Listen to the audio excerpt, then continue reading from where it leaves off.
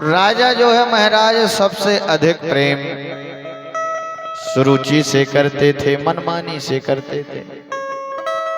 और हम आप भी मनमानी करना चाहते हैं, मनमानी ज्यादा करना चाहते हैं। सुरुचि के पुत्र थे उत्तम और सुनीति के पुत्र थे ध्रुव, जिन्होंने महाराज केवल 5 वर्ष की आयु में भगवान को प्राप्त कर लिया। ध्रुव जी महाराज को केवल माँ के कुछ कटु वचन लग गए, तो सौतेली माँ के कटु वचनों से महाराज रोते रोते माँ के पास आए। माँ से कहते हैं, माँ क्या मैं अपने पिता की गोद में राजगद्दी पर नहीं बैठ सकता? सुनीति ने कहा, बेटा क्यों, क्या हुआ? बोले, मेरी सौतेली माँ ने मुझे उठा के नीचे पटक दिया और मेरे से कहती कि पहले जंगल में जा, भगवान का भजन कर, भगवान प्रसन्न हो जाए और वरदान मांगने को कहें तो यही मांगना कि अब की बार मेरा जन्म मेरी सौतेली मां सुरुचि के गर्भ से हो। ये वचन लग गए महाराज। क्षत्रिय बालक था, मां से कहने लगा, मां ये बताओ भगवान मिलेंगे कहाँ? सुनीति ने कहा, बेटा भगवान कहाँ नहीं है, जहां तेरी भक्ति, जहां तेरा प्रेम और जहां तेरा भाव महाराज पुष्ट हो जाए, परमात्मा के दर्शन बेटा तुम्हें वहीं से मिल जाएंगे। हरि व्यापक सरे बत्रे समाना, प्रेमेति प्रगटे होए में जाना। हरि व्यापक सरे बत्रे समाना, प्रेमेति प्रगटे होए में जाना। हरि व्यापक सरे बत्रे समाना, हरि व्यापक सरे बत्रे समाना, सर्वत्र समाना। हरि व्यापक सर्वत्र समाना, हरि व्यापक सर्वत्र समाना, हरि व्यापक सर्वत्र समाना। प्रेमेति प्रगटे होई में जाना, प्रेमेति प्रगटे होई में जाना। हरि व्यापक सर्वत्र समाना। मेरे गोविंद तो, मेरा परमात्मा तो प्रत्येक कण कण में, प्रत्येक अणु अणु में, पत्ते पत्ते में विराजमान है। जहां भगवान के प्रति भक्त की भक्ति पुष्ट हो जाए, भगवान वहीं से प्रकट हो जाते हैं। क्षत्रिय बालक था, मां की बात लग गई, महाराज घर को त्याग करके चला आया। बालहट, त्रियाहट, ऋषिहट, ये बड़ी खतरनाक होती है। पर नारद जी ने मन में सोचा कि है तो क्षत्रिय बालक, बालहट है, इसे क्या ज्ञान। नारद जी ने मन में सोचा कि आया तो है जंगल में भगवान को प्राप्त करने के लिए, ऐसा तो नहीं कि मरकट बैरागी हो गए कि तनक में बैराग चढ़ गो फिर उतर गो, फिर चढ़ गो फिर उतर गो। ऐसो बैराग प्राय सभी हो चढ़त है, नहीं चढ़ा कि तन्नक सो घर में भाव फटफट लड़ाई झगड़ा भाई। बोले भैया अब नहीं रहना हमें घर में, हम तो उतई जे भी वृंदावन में या अयोध्या में, सो भगवान को भजन कर भी 2 रोटी खेवी। घर से तो निकले बैरागी बन के, और जैसे ही पहुंचे स्टेशन, सो अपने नाती पप्पू की याद आ गई। अरे मेरा पोता मेरे साथ सोता, 2-4 दिन नहीं देखेगा तो बीमार पड़ जाएगा। निकरे थे बैरागी बन के सो स्टेशन से वापस लौट आए। तो जो 15 जैसो बैराग मरकट बैराग प्राय सबई हो चढ़त नहीं चढ़त। अब बैठी माता हरे तो कह भगवान को भजन करो, अब तो तुम्हारा समय हो गए हैं, अब मुझे नाती को ब्याह करने नहीं कहने लगा। और माए भी नाती है सोच रहे कि जे हमारे ब्याह से पहले चली जाए। इसे का पता को ब्याह में बीचई में बिगने डाल दो तो जो सोचे। इसलिए महाराज जीवन में प्रायः मरकट बैराग सबको चढ़ता है। आज नारद जी ने मन में सोचा ये क्षत्रिय बालक है, इसकी परीक्षा तो ली जाए, ये पक्का बैरागी है कि कच्चा बैरागी।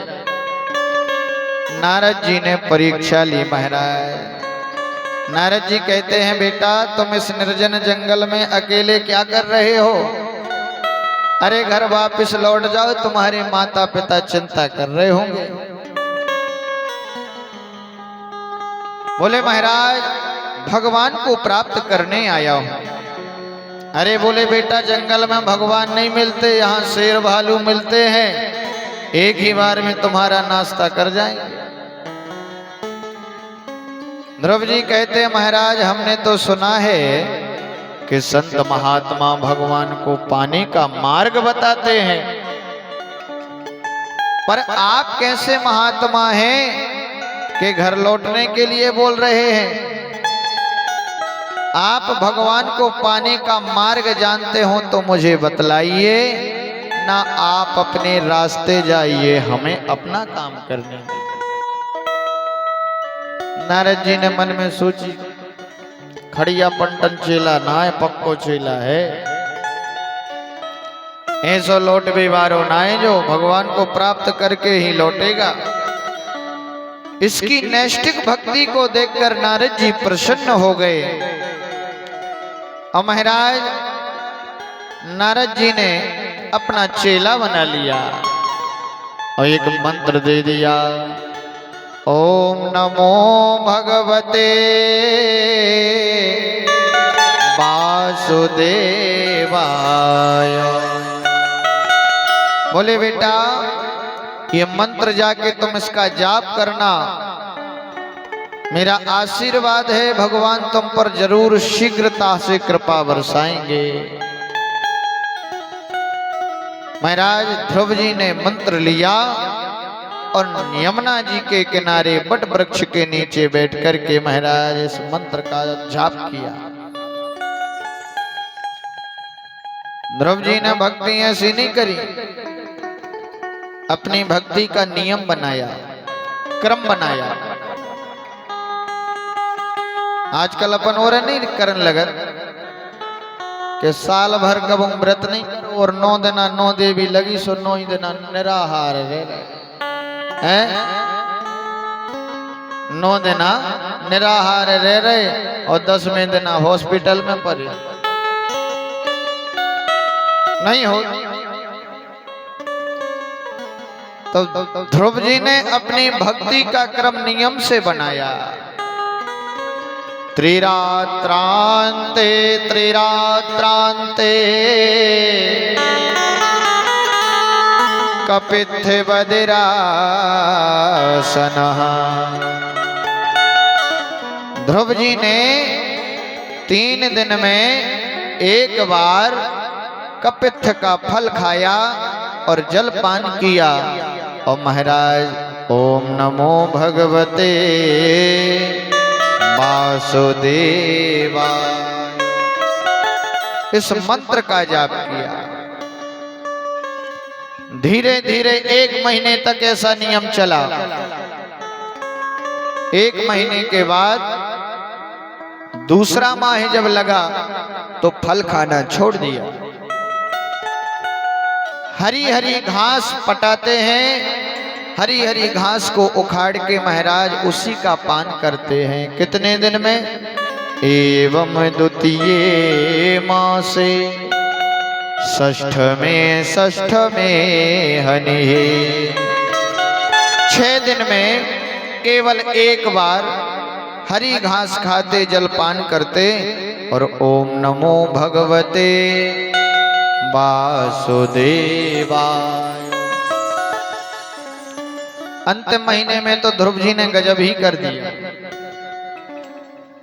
जल महाराज घास फल इत्यादि सब खाना बंद कर दिया, केवल वायु का आहार करते थे।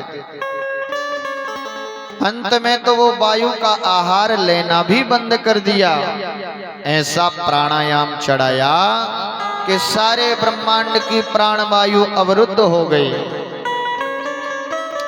देवता छटपटाए, दौड़े दौड़े भगवान के पास आए, महाराज रक्षा कीजिए, हम कोई सांस नहीं ले पा रहे हैं। भगवान कहते चिंता मत करो, इस समय मेरा भक्त मेरी भक्ति में लीन है। बोले महाराज जाओ कृपा करो, नहीं तो सारा संसार का विनाश हो जाएगा। सुखदेव जी कहते हैं राजन, भगवान गए और ध्रुव जी के समक्ष प्रकट हो गए, पर ध्रुव जी ने अभी नेत्र नहीं खोले। क्यों? क्योंकि जो छवि बाहर खड़ी है, आज ध्रुव जी उस छवि को अपने हृदय में बसा रखे हैं। भगवान ने जब उस छवि को हटाया, ध्रुव जी छटपटाए और नेत्र खोले सो सामने परमात्मा के दर्शन पाए। अब हाथ जोड़े खड़े हैं ध्रुव जी, मन में विचार करते हैं कि मैंने मां से और गुरुदेव से सब पूछ लिया था कि भगवान कहाँ मिलेंगे, कैसे मिलेंगे, पर ये नहीं पूछ पाया कि जब भगवान आ जाएंगे तब क्या करना पड़ेगा। स्तुति वंदना आती नहीं है। भगवान भक्त के हृदय के भाव को समझ गए और महाराज एक शंख लिया और ध्रुव जी के कपोलों में छुपा दिया। जैसे ही कपोलों में छुपाया तो समस्त वेद वेदांतों का ध्रुव जी को ज्ञान हो गया। और स्तुति करते हैं, योऽन्ता प्रविश्य मम वाचमिमां प्रसूप्तां संजीवयत्यखिलशक्तिधरा स्वधाम्नः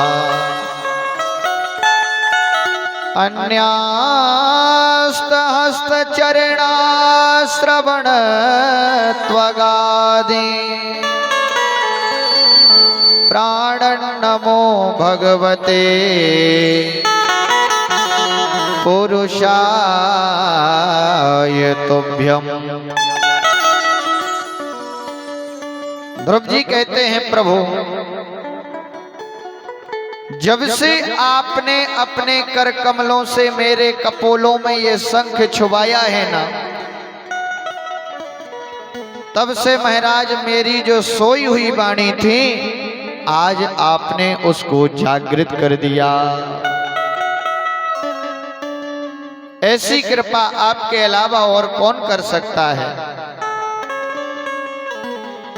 आपकी कृपा जिस पर हो जाए, चाहे महाराज वो गूंगा ही व्यक्ति क्यों ना हो, यदि आप अपनी कृपा बरसा दें तो गूंगा व्यक्ति बोल सकता है। आपकी यदि दया दृष्टि हो जाए, आपकी कृपा हो जाए, तो लूला लंगड़ा व्यक्ति, बगैर पैरों वाला व्यक्ति पहाड़ों को लांघ सकता है।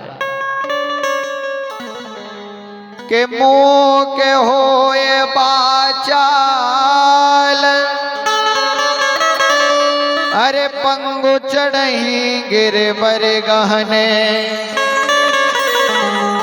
और जा सो कृपा सो दयाल, चित्र बहु सकले कलिमले दहने। आपकी कृपा जिस पर हो जाए महाराज, दिव्य स्तुति की स्तुति करने के बाद भगवान ने ध्रुव जी से कहा, बेटा कुछ मांगो, क्या चाहते हो?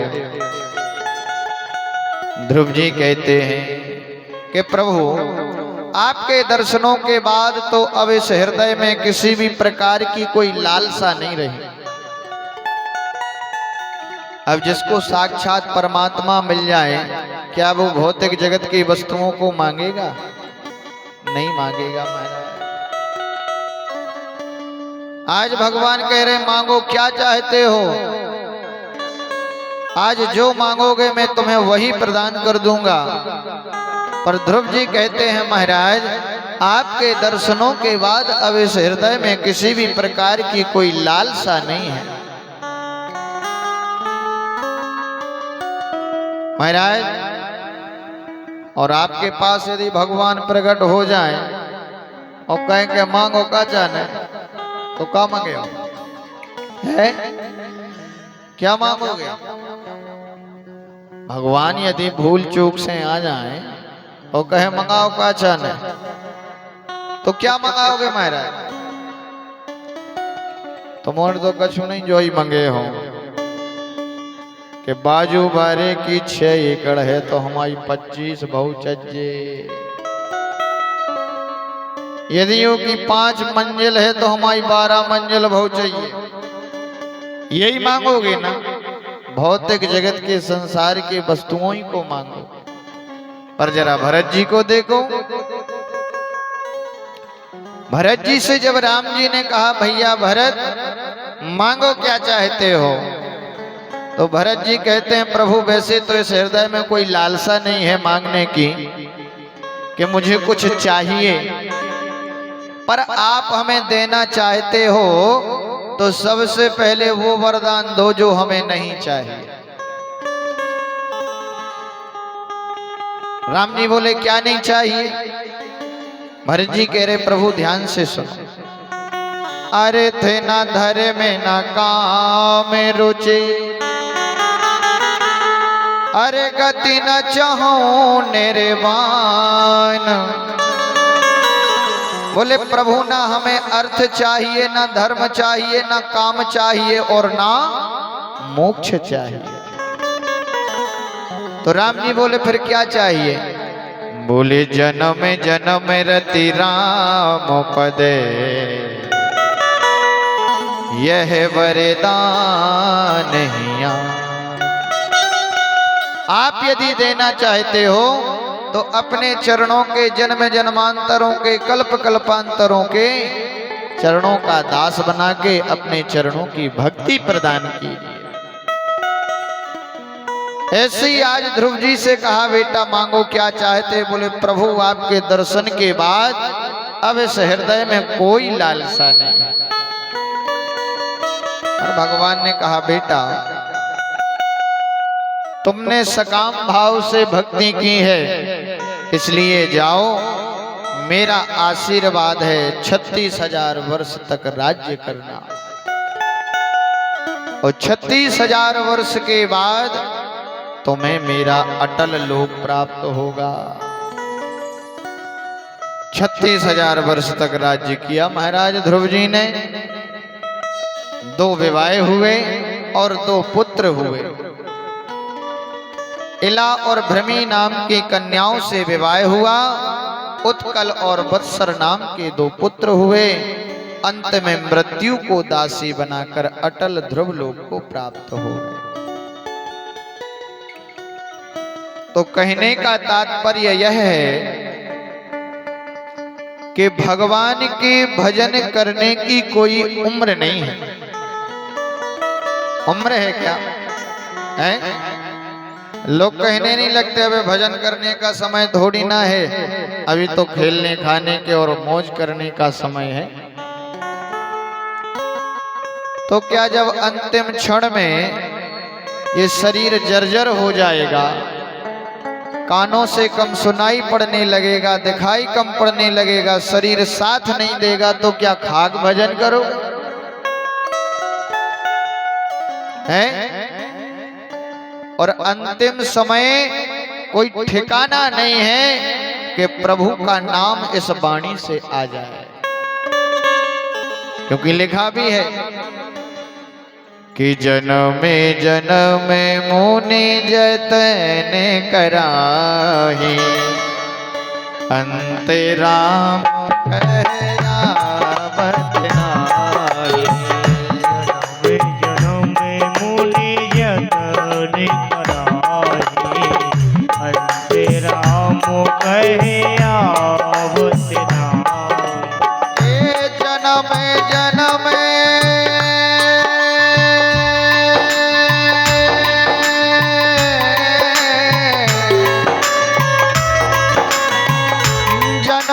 जन्म मुनि जतन कराही, जन्म जन्म मुनि जतन कराही, अंत राम कहे आवत नाहि, अंत राम कहे आवत नाहि।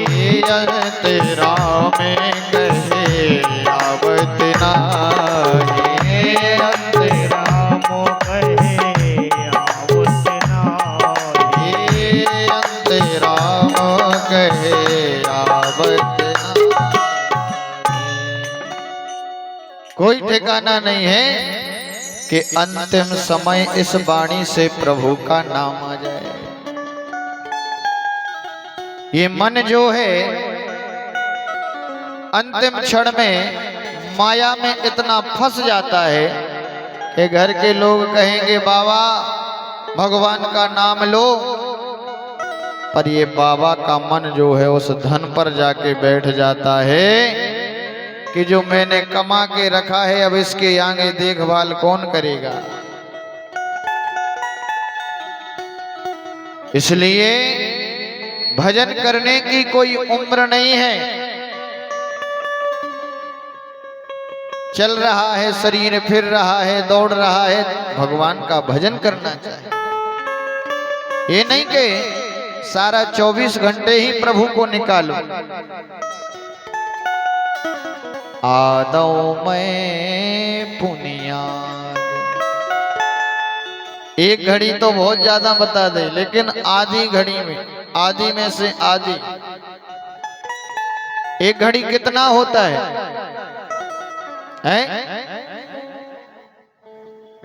हम लोग कहते हैं ना कि एक घड़ी आधी घड़ी, तो एक घड़ी कितने समय का होता है?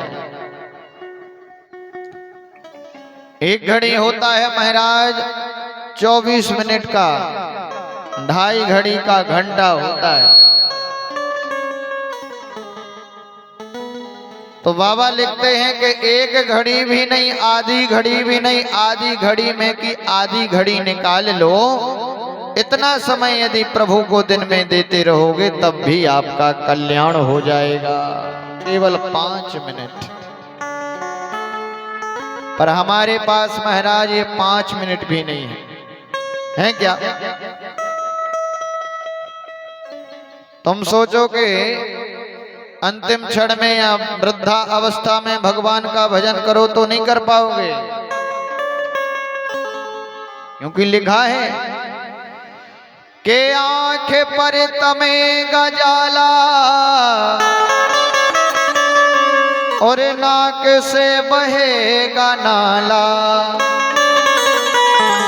और लाठी से पड़ेगा पाला इस जिंदगानी में, कि पड़े पड़े करते रहोगे मलमूत्र त्याग, और थूकते रहोगे हमेशा पी के दानी में। इसलिए अरे भजन भगवान का प्यारे, तू कर ले इस भरी जवानी। इसलिए बताया है ये अब ये शरीर चल रहा है, फिर रहा है, अभी भजन करने का समय है, आगे चल के नहीं कर पाओगे महाराज। और जिस मनुष्य ने महाराज मनुष्य शरीर पाकर भी यदि भगवान का भजन नहीं किया तो ऐसे जीव को महाराज पानी में डूब के मर जाना चाहिए। जिसने इस वाणी से प्रभु का पवित्र नाम नहीं लिया, क्योंकि लिखा भी है कि ना राम नाम लीनो इतने भरी जवानी में, ये न हरि को नाम लीनो उतने भरी जवानी में, कि तू डूब के मर जा रे चुल्लू भर पानी में, तू डूब के मर जा रे चुल्लू भर पानी में। अब देखो भैया, इतना ही बैठे बैठे तो हिल नहीं पा रहे, हिल पा रहे का है? अब बे आ जा, मैं समझ गए हो? तो जोन दादा पे मुंह में दांत न हुई है, पेट में आंत न हुई है, फिर देखो। इसलिए दोनों हाथ खड़े करके हरि बोल।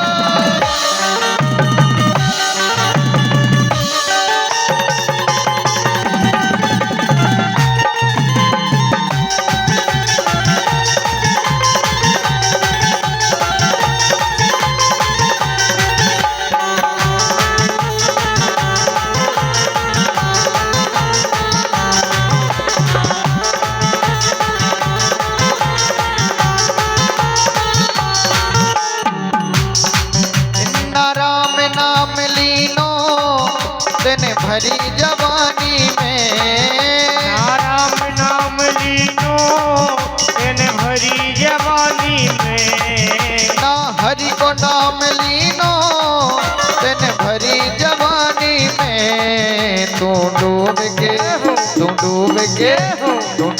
के मर जा रे चुल्लू भर पानी में, तू डूब के मर जा रे चुल्लू भर पानी में, ये तू डूब के मर जा रे चुल्लू भर पानी में, डूब के मर जा रे चुल्लू भर पानी में। हरि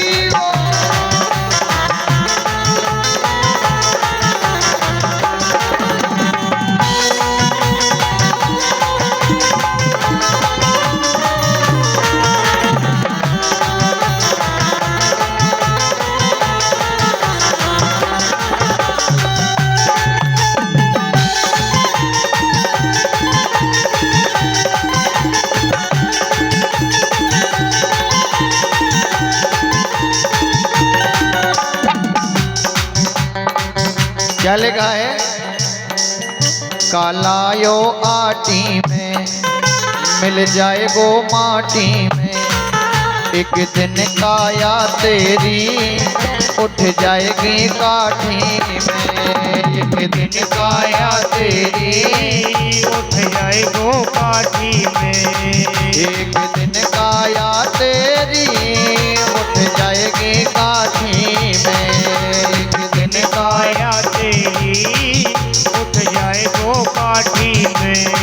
ये पानी को बबूला है, पानी कब बबूला है, ये पानी को बबूला है, पानी को बबूला है, मिल जाए गो पानी में, तू डूब के मर जा रे चुल्लू भर पानी में, डूब के मर जा रे चुल्लू भर पानी में, ये तो डूब के मर जा रे चुल्लू भर पानी में,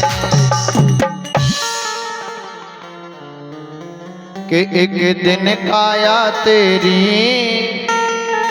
उठ जाएगी काठी में। ये पानी का ही बबूला समझना महाराज, जैसे पानी में बुलबुला नहीं उठता है, उसका कोई ठिकाना नहीं रहता कि वो कब फूट जाए। रहता है क्या? ऐसे ही हमारे इस शरीर का भी कोई ठिकाना नहीं है, इसके अंदर जो फूला हुआ गुब्बारा है वो कब फूट जाए। इसलिए जितना समय है भगवान के लिए ईमानदारी से निकालो। आगे चल के श्री सुखदेव जी कहते हैं, राजन इन्हीं के वंश में महाराज अंग हुए। जिन अंग का पुत्र था महाराज बैन, बड़ा ही अत्याचारी, बड़ा ही पापाचारी। इसके अत्याचार इतने बढ़ चुके थे कि इसके अत्याचार को देखकर महाराज अंग ने राज्य को त्याग दिया और अपनी ही महाराज राज्य की एक गुफा में जाके छुप गए।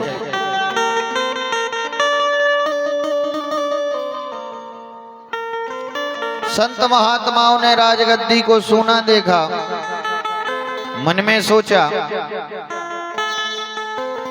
कि बगैर राजा के गद्दी तो सोनी पड़ी है, तो क्या किया जाए। सो महाराज उसी बैन को जो है राजा बना दिया। पर बैन बड़ा ही नास्तिक था। जैसे ही राजा बना, उसने अपने सारे राज्य में महाराज घोषणा करवा दी कि न अष्टव्यम न दातव्यम न होतव्यम दोजा क्वचित। ना तो मेरे राज्य में कोई हवन करेगा, ना कोई यज्ञ करेगा, ना कोई पूजन करेगा। यदि हवन करना है तो बेनाए स्वाहा,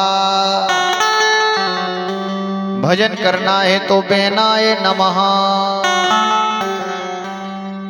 बैन कहता है सर्वदेव मयो नृपो।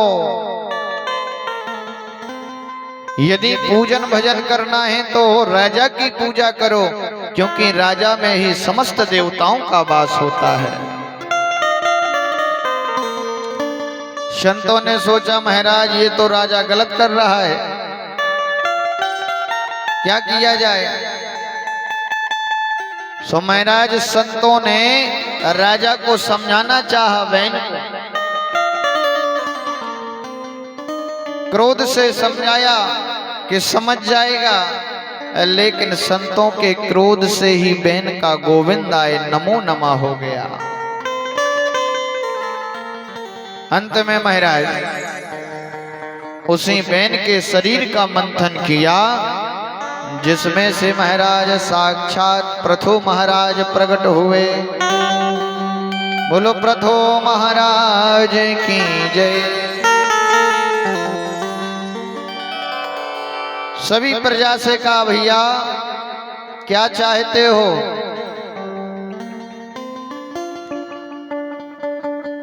प्रजा कहते हैं महाराज ये जितनी भी आपके राज्य की प्रजा है सब भूखी मर रही है।